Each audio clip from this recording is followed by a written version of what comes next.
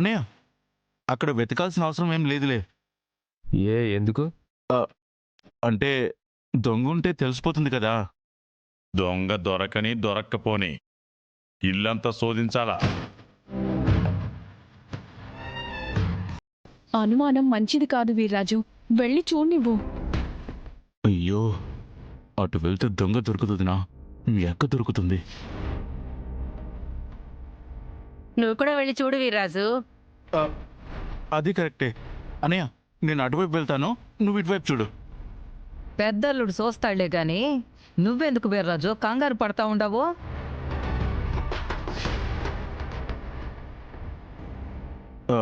ఇంట్లో దొంగలు పడితే కంగారు పడక ఆనందించమంటావా పాపత్త? అది కూడా రైటేలే. అదే రైటు.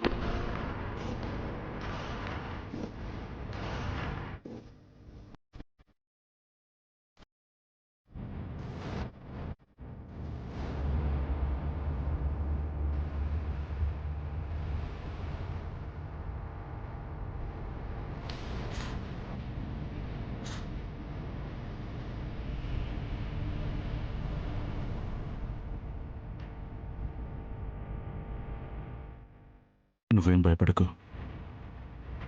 అటువైపు నుంచి ఎవరు రాకుండా నేను మేనేజ్ చేస్తాను. ఆ టైంలో నువ్వు వీటి నుంచి వెళ్ళిపో. అలాగే.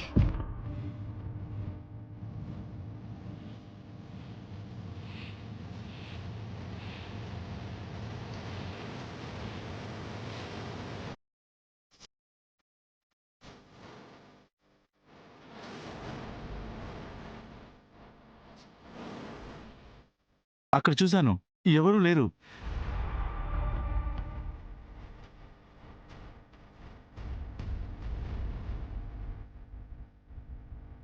పదండి పదండి, టైం అవుతుంది.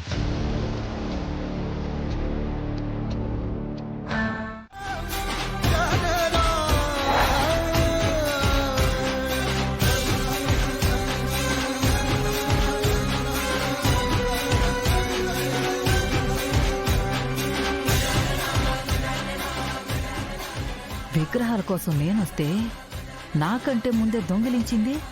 వామ్మో, ఇది నాకన్నా గజ దొంగలా ఉందే.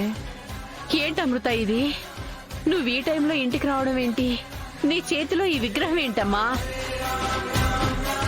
ఇంకా ఏంటని అడుగుతావేంది తిరుపతి? దీన్నే దొంగతనం అంటారు. నేనేం విగ్రహం దొంగతనం చేయడానికి రాలేదు. మరెందుకు వచ్చావమ్మా? ఆయన ఇంట్లో విగ్రహాలున్నాయనేసి నీకు నాకు తప్ప ఎవరికి తెలియదు కదన్నా. మరి దానికెట్ట తెలిసిందన్నా? నీకు కూడా తెలుసా చెల్లెమ్మా?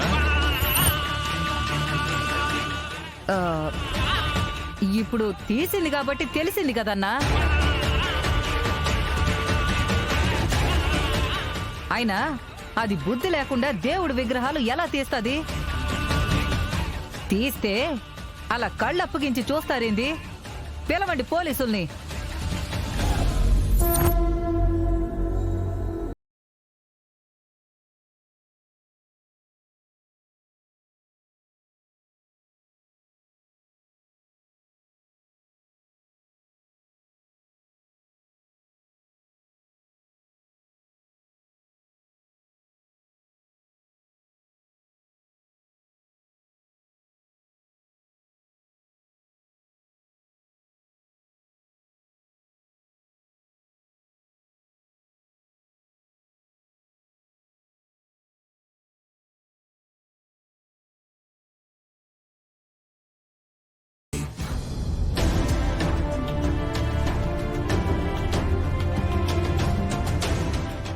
అబ్బా,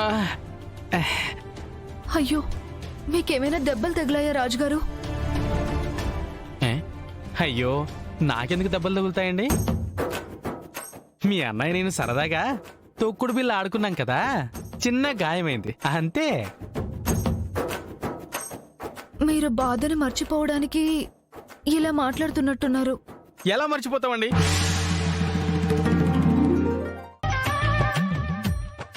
గుర్తులుండిపోయేలా కొట్టాడండి మీ అన్నయ్య. అసలే జింబాడి. వెంకటపతిరాజు గారు, ఇప్పుడు మీకు తగిలిన దెబ్బ కన్నా మాకు అమృత కనిపించకుండా పోయింది అనే బాధే మాకెక్కువగా ఉంది. అవునండి, తనెక్కడికి వెళ్ళిపోయింది? అది తెలియకే కదా వెతుకుతున్నాం. అయినా తన ఇంట్లో నుంచి వెళ్ళిపోయిందని తెలిసినప్పుడే మీ అన్నయ్య గారిని లేపాల్సింది కదా.